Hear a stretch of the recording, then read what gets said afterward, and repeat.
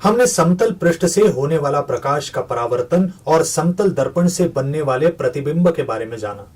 चलिए अब वक्र दर्पणों के बारे में पता करते हैं, विशेषतः दर्पण जिनके आकार गोलीय होते हैं।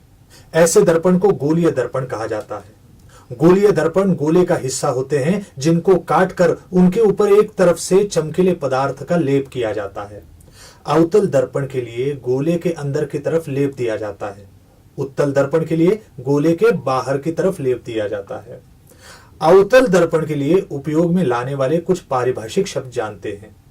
अगर अवतल दर्पण गोले का काटा हुआ हिस्सा मानते हैं तो उस गोले के केंद्र से जाने वाली और दर्पण के ठीक केंद्र को जोड़ने वाली एक रेखा होगी। इसको मुख्य अक्ष कहते हैं। दर्पण को गोले के जिस बिंदु से काटा गया है उसे वक्रता केंद्र कहते हैं और उसे C से दर्शाया जाता है। दर्पण के पृष्ठ पर वो बिंदु जहां मुख्य अक्ष दर्पण से मिलता है उसे शीर्ष कहते हैं और उसे A से दर्शाया जाता है। शीर्ष इस दर्पण का भौमितीय केंद्र होता है। गोलीय दर्पण के ध्रुव और मुख्य नाभि के बीच की दूरी को नाभ्यांतर कहते हैं, इसे F से दर्शाया गया है। शीर्ष और वक्रता के केंद्र के बीच की दूरी को वक्रता त्रिज्या कहते हैं और R से दर्शाया जाता है। गोलीय दर्पण जिस गोले का भाग होते हैं उस गोले की त्रिज्या को वक्रता त्रिज्या कहते हैं। अंततः दर्पण से नाभि केंद्र तक की दूरी को नाभ्यांतर कहते हैं, इसे F से दर्शाया जाता है। नाभ्यांतर वक्रता त्रिज्या के आधा होता है। नाभि अंतराल में ऐसा बिंदु है जिसमें से दर्पण पर आपती प्रकाश जो मुख्य अक्ष से समांतर जाता है वहां परावर्तन के बाद मिलेगा। आकृति में यह दिखाया गया है। अगर सूर्य की किरणें एक अवतल दर्पण पर इकट्ठी करें तो वो नाभि में मिलेंगी, क्योंकि सूर्य पृथ्वी से इतने ज्यादा अंतर पर है। सूर्य की कोई भी प्रकाश किरण जो दर्पण पर पड़ती है वो सब मुख्य नाभि से जाएंगी। इसी कारण सौर ऊष्मक अवतल आकार के होते हैं। ये देखने के लिए हम एक प्रयोग करेंगे। एक अवतल दर्पण लें और एक माचिस की तीली उसके नाभि पर रखें। जब यह व्यवस्था सूर्य की तरफ मोड़ कर रखी जाएगी तब थोड़े समय में वो तीली जलने लगेगी। सूर्य की केंद्रित गर्मी तीली जलाने के लिए काफी होती है। चलिए देखते हैं अवतल दर्पण से बनने वाले प्रतिबिंब। वस्तु के स्थान पर निर्भर प्रतिबिंब आकार में बड़े या छोटे किए जा सकते हैं या बिल्कुल वस्तु के आकार के बना सकते हैं। प्रतिबिंब उल्टा या सीधा और मुख्य अक्ष के आसपास के क्षेत्र में होगा। प्रकाश हमेशा परावर्तन के नियम का पालन करते हैं।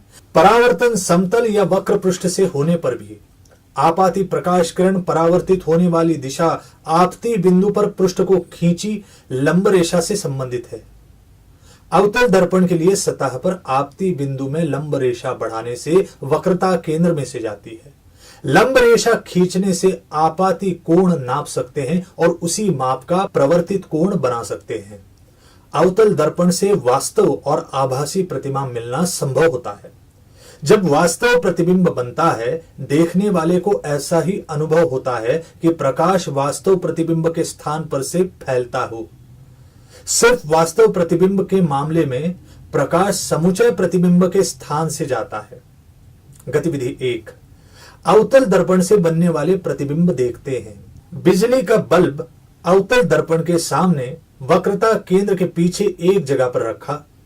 C, बल्ब विविध दिशाओं में प्रकाश फेंकेगा, उनमें से कोई दर्पण पर गिरेंगे।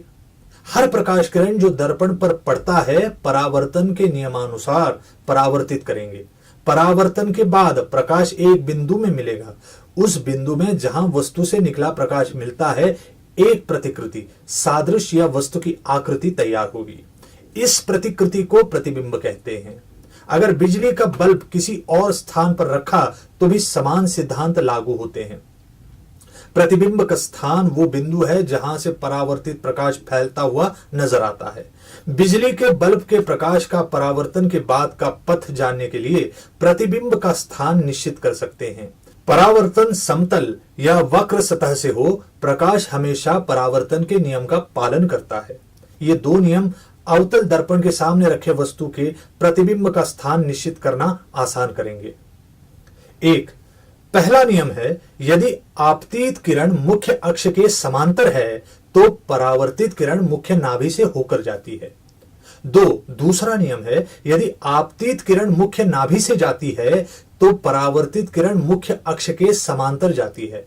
सिमुलेशन का उपयोग हम अवतल दर्पण से मिलने वाले प्रतिबिंब का स्वरूप जानने के लिए करेंगे। अवतल दर्पण ये मुख्य अक्ष है जिस पर मोमबत्ती सीधी रखी है, नाभि को F से दिखाया है और वक्रता केंद्र 2F पर है। स्लाइडर का उपयोग नाभ्यांतर कम या ज्यादा करने के लिए कर सकते हैं। मोमबत्ती की ऊंचाई भी स्लाइडर से कम ज्यादा कर सकते हैं। वस्तु और प्रतिबिंब दोनों की ऊंचाई और अंतर का मापन यहां दिया गया है। मोमबत्ती की जगह बाण या अक्षर ABC ले सकते हैं। हम मोमबत्ती का उपयोग करेंगे। हम मोमबत्ती को अवतल दर्पण के वक्रता केंद्र से दूर रखेंगे। ज्योति के सबसे ऊपर वाले बिंदु से निकलने वाला किरण मुख्य अक्ष को समांतर जाएगा और दर्पण के नाभि में से परावर्तित होगा। दूसरा किरण दर्पण की नाभि में से जाएगा और मुख्य अक्ष को समांतर परावर्तित होगा। ये दोनों किरणें ज्योति के सबसे ऊपरी बिंदु के प्रतिबिंब की स्थिति जानने के लिए काफी है। अगर आपने तीसरी किरण लेना चाहा जो दर्पण के ध्रुव से मिलता है और परावर्तन के बाद उसी बिंदु से जाता है जहां से पहले दो किरण परावर्तन के बाद मिलते हैं। इस बार मोमबत्ती का प्रतिबिंब उल्टा, आकार में छोटा और वास्तव होता है। यह प्रतिबिंब पर्दे पर लिया जा सकता है। प्रतिबिंब वक्रता केंद्र और नाभि के बीच में बनता है। मोमबत्ती को वक्रता केंद्र के आगे लेकर जाएं और प्रतिबिंब का स्वरूप देखें। सिमुलेशन के आधार से मोमबत्ती अलग अलग जगहों पर रखकर प्रतिबिंब का स्वरूप देखें। सारांश, हमने अवतल दर्पण से मिलने वाले प्रतिबिंब के स्वरूप देखे। सिमुलेशन से मोमबत्ती को अलग जगहों पर रखने से प्रतिबिंब के स्वरूप देखें। चुनौती का स्वीकार करें। सिमुलेशन सॉफ्टवेयर से क्या आप वस्तु का स्थान निश्चित कर सकते हो जिससे अवतल दर्पण से आभासी प्रतिबिंब तैयार होगा? अपने शिक्षक की सहायता से आसपास की सामग्री जैसे डिश एंटेना, एल्यूमिनियम पन्नी या कोई भी परावर्तक पदार्थ से सौर ऊष्मक बनाने की कोशिश कीजिए।